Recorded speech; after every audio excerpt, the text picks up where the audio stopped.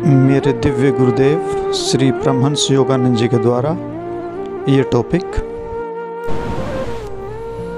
क्या अवतारों के भी कर्म संस्कार होते हैं। इस सत्संग में श्री दया माता ने इन प्रश्नों के उत्तर दिए।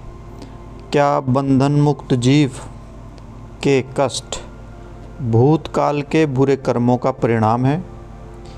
क्या इस जीवन में उनके द्वारा किए गए कार्यों से उनका कोई कर्म बंधन बनता है?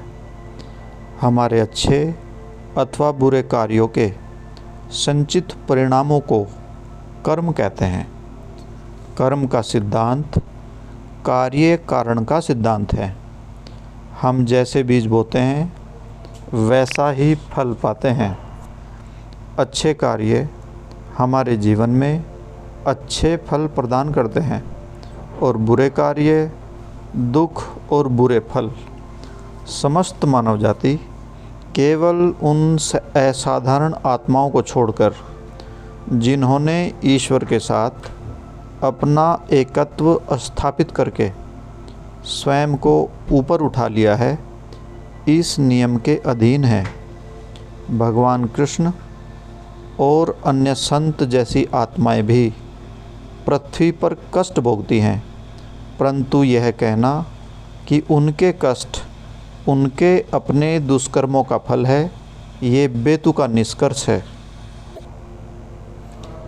इस तर्क के अनुसार तो हमें यह मानना चाहिए कि दुख भोगती हुई मानव जाति की सृष्टि करके भगवान ने बहुत बुरे कर्म अर्जित किए हैं, और यदि हम ईश्वर का ही स्वरूप हैं जैसा कि शास्त्र में सिखाते हैं, तब हमारे कष्ट ईश्वर के बुरे कार्यों का फल होना चाहिए, और इस प्रकार ईश्वर ही हमारे माध्यम से कष्ट भोग रहे हैं। परंतु यह सोचना असंगत है कि कर्म का सिद्धांत ईश्वर के लिए अथवा उन लोगों के लिए भी लागू किया जा सकता है जो ईश्वर के साथ अभिन्नता स्थापित कर उनके नियमों व सिद्धांतों से परे चले गए हैं। सर्प के फन में विष होता है, परंतु वह अपने ही विष से कभी नहीं मरता।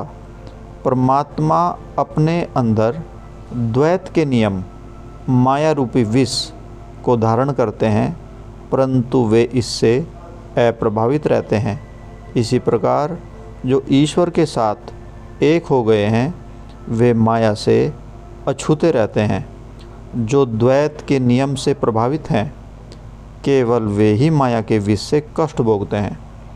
यहाँ तक कि महान संतों में भी अपने कर्मों के कुछ अवशेष हो सकते हैं जो उन्हें भोगने पड़ते हैं, परंतु जब कोई आत्मा जीवन मुक्त हो जाती है और फिर पृथ्वी पर वापस आती है, तो वह कर्म के नियम से मुक्त होती है।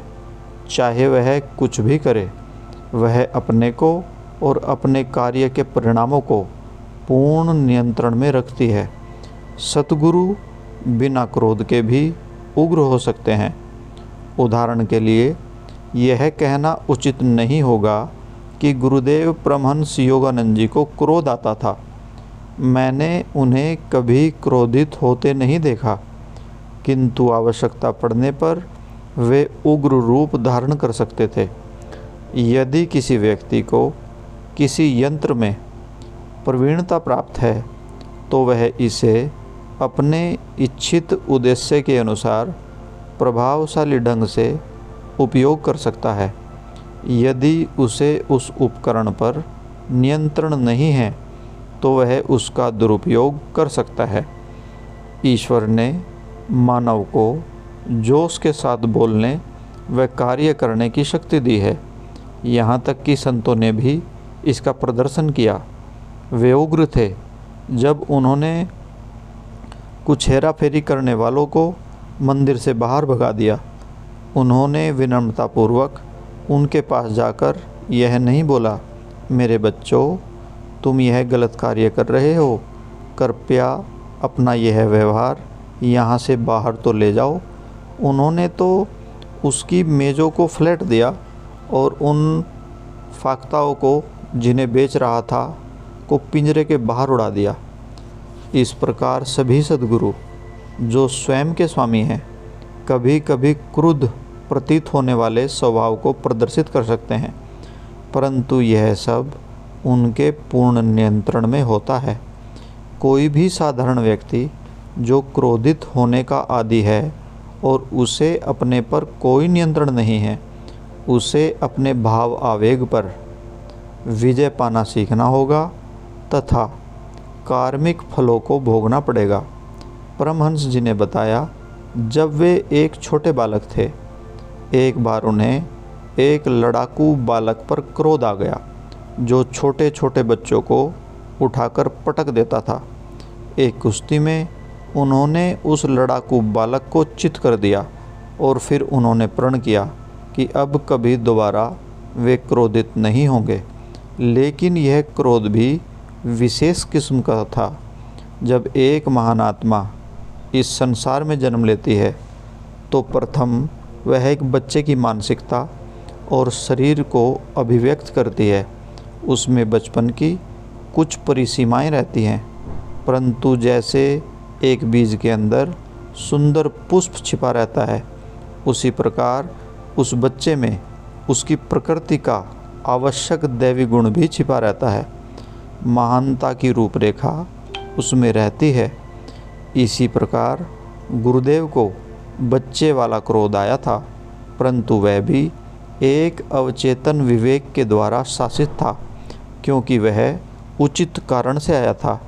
यह तथ्य कि परमहंस जी अपनी माता के गर्भ से ही सचेत थे, इस बात को दर्शाती है कि वे एक साधारण बालक नहीं थे।